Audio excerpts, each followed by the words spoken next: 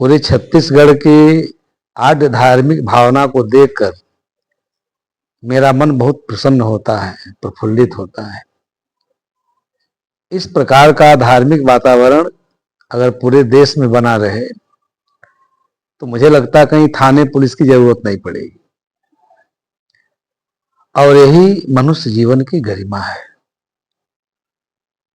कबीर साहब ने कहा कि जाघर गुरु की भक्ति नहीं, नहीं संत मेहमान, ताघर जम डेरा दिया जीवत भया मसान। संत क्या आपको देते हैं?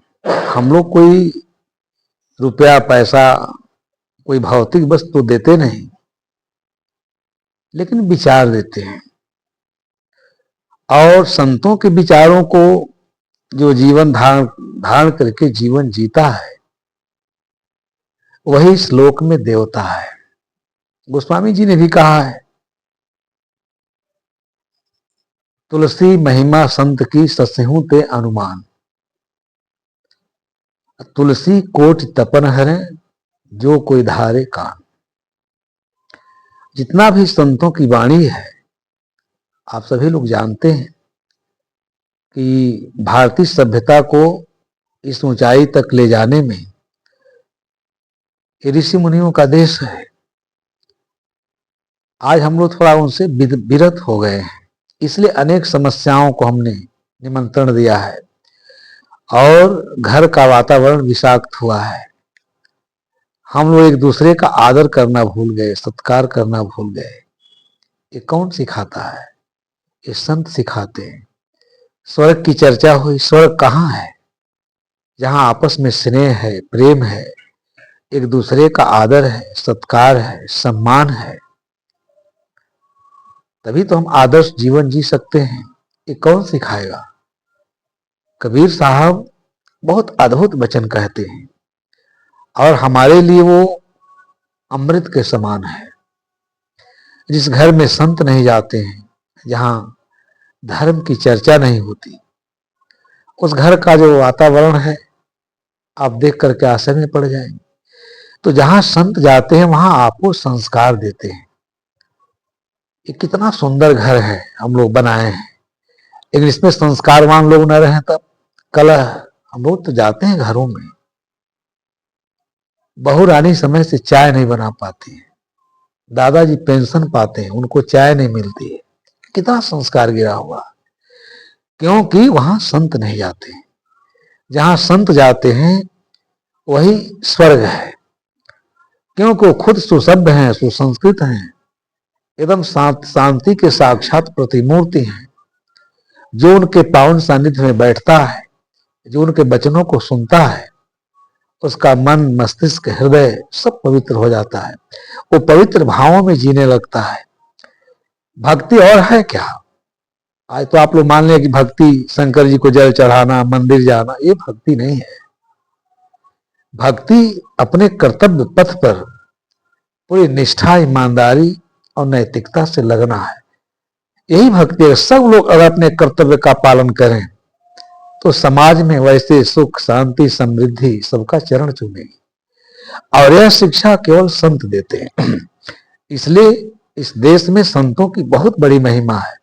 साहब ने कहा, जाघर गुरु की भक्ति नहीं, जहां गुरु की सेवा नहीं, गुरु का सत्संग नहीं, जहां धर्म भावना से लोग ओतप्रोत नहीं है, वही लोग अनैतिक आचरण करते हैं और अपने कर्तव्य पथ से विरत हो जाते हैं।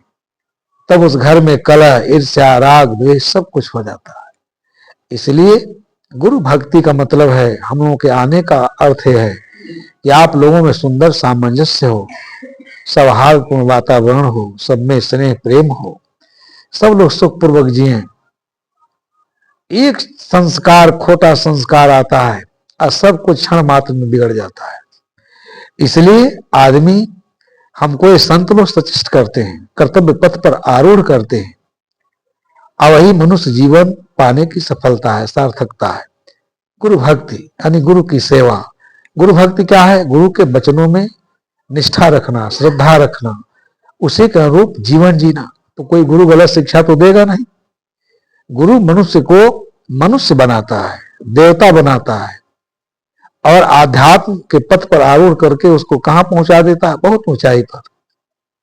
इसलिए साहब कहते हैं, जा घर गुरु की भक्ति नहीं नहीं संत ने मां, ता घर जम डेरा। जम क्या है? ये हमारे अंदर के कुसंस्कार, हमारा मन का ठीक न होना, वही मन। कबीर साहब तो ऐसे अद्भुत संदेश सुनाए कि सुन करके ऋण से ऋण व्यक्ति ही जाग जाता है। जम से उलट भया है राम। ये मन सांसारिकता में काम क्रोध लोभ मोह, काम क्रोध भोगों की आराधना में रहता है, वही जमराज है। अब ऐसा धर्म का अनुसरण करने लगता है तो देवता बन जाता है। तो संतों के आने से घर में, उनकी शिक्षा से, सद शिक्षा से, सदज्ञान से, सदविचार से आपके अंदर जो विवेक है उसको प्रखर करते हैं, शिक्षा देते हैं और आपको एक आदर्श जीवन जीने की कला सिखाते हैं। ताघर जम डेरा दिया, कितनी बड़ी बात साहब कहते हैं। बात जहां संत नहीं जाते, जाइए कि उन्हीं घर में मांस बनता है, लोग शराब पीते हैं, अनाचरण करते हैं, निंदित आचरण करते हैं, निंदा और कुत्सा के शिकार होते हैं। जहां संत जाते हैं वहां लोग सुसभ्य सुसंस्कृत, खान पान विचार व्यवहार सब सुंदर होता है। यही तो स्वर्ग है। और रोज कलह हो, रोज ईर्ष्या हो तो वही नरक है। इसलिए संत, जो जिसके घर में संत जाएं, और आप लोग संत बुलाए हैं, संतों के प्रति कितना मन में आदर है, कितना सुंदर भाव है।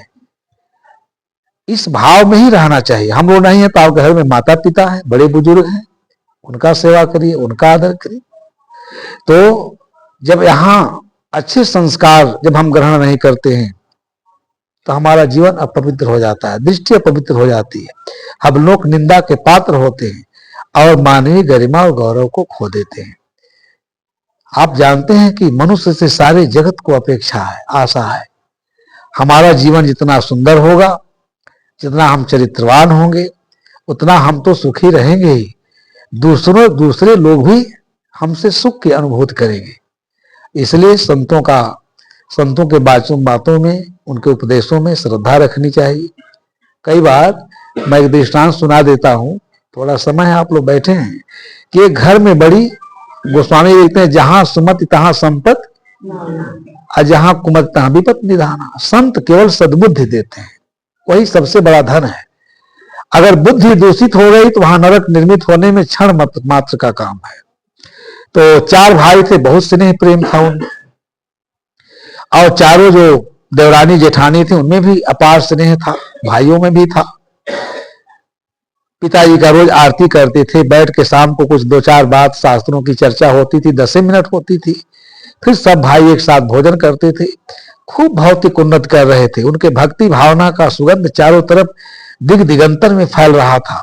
लोग बड़ी प्रशंसा करते थे। सद्गुणों की ही प्रशंसा होती है, बुरे आदमी का तो कोई नाम भी लेना नहीं चाहता। घर बहुत बढ़िया से चल रहा था। एक दिन एक ऐसी घटना घटी, उस पूरे दिव्य सौंदर्य के वातावरण को उसने जहर बना दिया।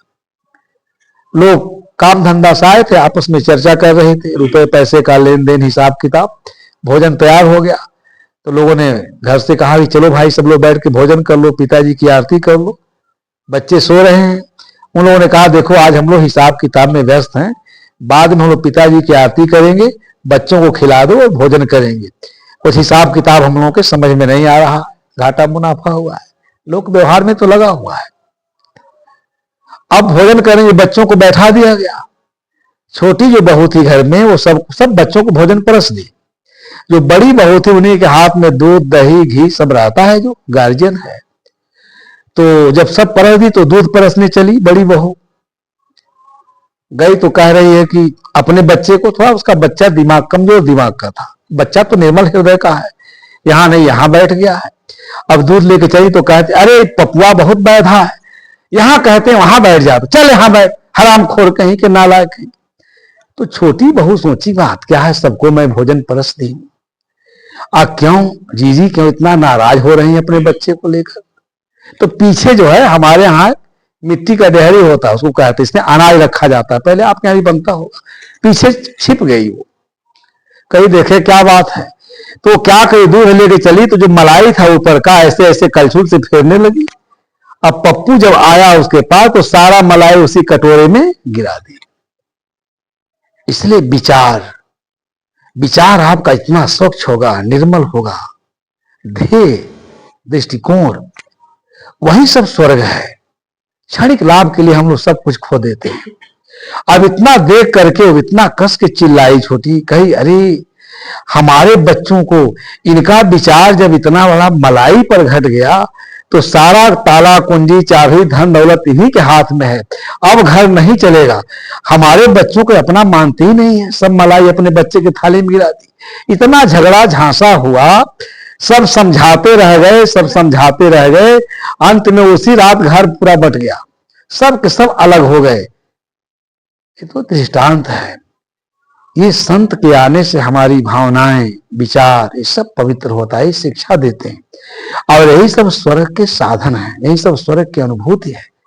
चाल हो रही अलग अलग हो जाएगी, आपको मैके जाना है, कौन आपके घर में खाएगा। इसलिए क्षणिक उद्योग में आकर के संत आते हैं, ऐसी शिक्षा देते हैं, सदविचार देते हैं। उनके शिक्षा से सबकी भावनाएं पवित्र होती हैं, सोच पवित्र होता है, चरित्र पवित्र होता है, सब लोग आदर्श जीवन जीते हैं। तो समय नहीं है। और गोस्वामी जी की बात मैंने कहा ना कि तुलसी महिमा संत की सस्यते, जैसे रात्रि में चंद्रमा जब अपने दिव्य प्रकाश से रात्रि को प्रकाशित करता है, रात कितनी अच्छी लगती है, सुहावनी।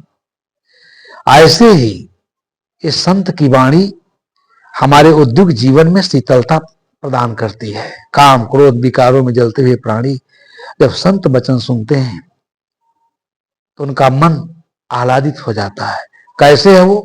गोस्वामी जी कहते हैं, तुलसी महिमा संत की सस्यहूं ते अनुमान, सस के समान। तुलसी कोट तपन हरे जो कोई धारे कान। एक शब्द अगर आप हृदय में रख लीजिए, सारी मलिनता दूर हो जाती है, एकदम प्रकाश से जगमगा जाते हैं। तो इसलिए संतों की आप लोग हमेशा सेवा करें, संतों का सत्संग सुने और उनके द्वारा दिए गए विचारों को धारण करके जीवन जिए। सब लोग आनंद प्रसन्नता से रहें। आप घर में लक्ष्मी निवास करें, सब में सुंदर सामंजस्य हो, प्रेम हो, सब लोग आपस में हिल मिल करके रहें, यही स्वर्ग है। इन्हीं शुभकामनाओं के साथ अपने विचारों को विराम देता हूँ। प्रेम से बोलिए श्री सदगुरुदेव। ठीक है, बहुत देर बोलना चाहिए।